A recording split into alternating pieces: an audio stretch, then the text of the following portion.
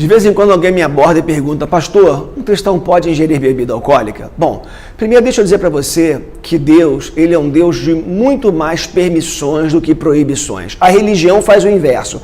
A religião, para ter uma espécie de controle sobre os seus adeptos, por assim dizer, sobre os religiosos em geral, ela sustenta que as proibições de Deus são maiores do que as suas permissões. Mas olha, por exemplo, para o Éden. Deus falou para o homem assim: você pode comer de todo fruto, de todas as árvores que estão no jardim, exceto da árvore que está no centro do jardim, que era a árvore do conhecimento do bem e do mal. E Deus falou para o homem: o dia que você comer, você vai morrer. Perceberam que as permissões de Deus são muito maiores do que as suas proibições? Partindo desse pressuposto, indo para a questão do álcool, a Bíblia não proíbe em absoluto o uso do álcool. O que a Bíblia proíbe, o que há advertência clara, é a respeito do embriagar-se, está a respeito do excesso do uso de álcool. E convenhamos, né? Há pessoas que perdem a linha. Eu conheço gente que só vai à festa se puder beber.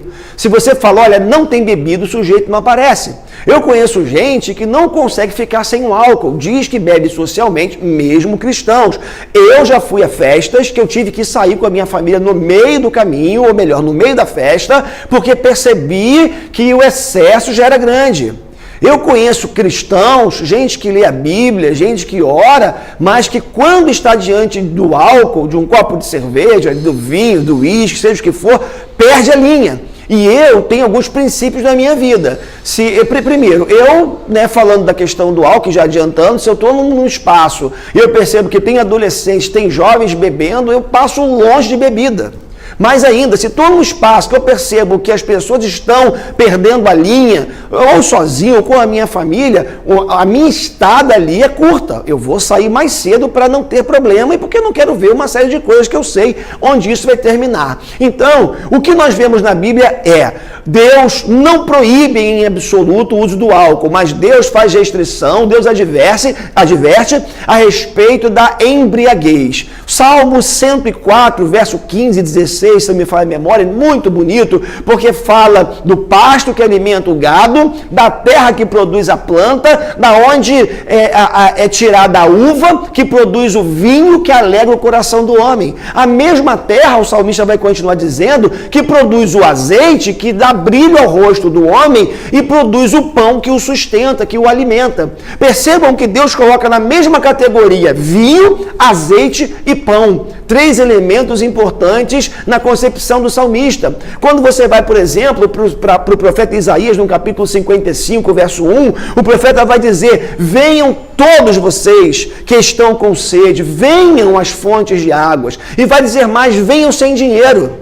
Venham sem ter como comprar, e vocês receberão de graça leite e vinho. Olha que coisa fantástica. Mais uma vez, agora o profeta falando: Deus, Ele é aquele que produz alegria, Deus é aquele que produz a satisfação, Deus é aquele que sustenta. O vinho é algo fantástico, vinho é sinônimo de alegria. Não foi por acaso que Jesus, o seu primeiro milagre, Ele transformou água em vinho. E vinho de qualidade. Vinho para que alegrasse o coração dos convidados daquela festa. É muito importante dizer, porque tem uma bobagem que é dita por aí, né, sobre tipos de vinho. Parece que alguns sustentam que há 3 tipos de vinho na Bíblia: vinho com álcool, vinho sem álcool, vinho fermentado, vinho que não é fermentado, vinho misturado, vinho sem ser misturado. Bobagem!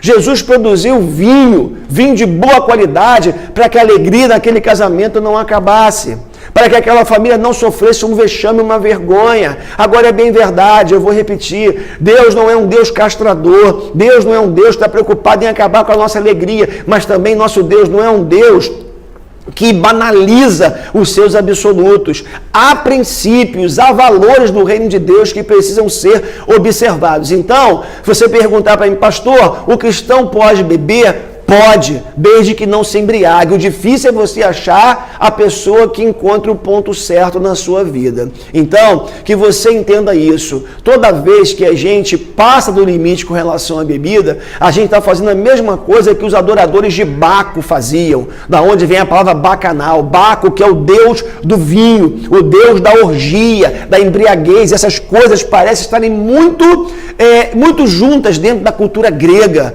Baco, deus do vinho, e ali as orgias, como já disse, elas eram praticadas, orgias sexuais, todos influenciados pelo vinho. Então, toda vez que há o excesso no consumo de bebida alcoólica, há embriaguez, nós estamos muito mais para vivermos dentro daqueles bacanais, por assim dizer, culto ao deus Baco, do que propriamente fazermos uso da bebida, do álcool, para termos um tempo de descontração, sobretudo de comunhão com pessoas queridas e equilibradas que possam estar ao nosso lado. A Bíblia não proíbe em absoluto o uso do álcool. Se você bebe, a orientação: beba com moderação.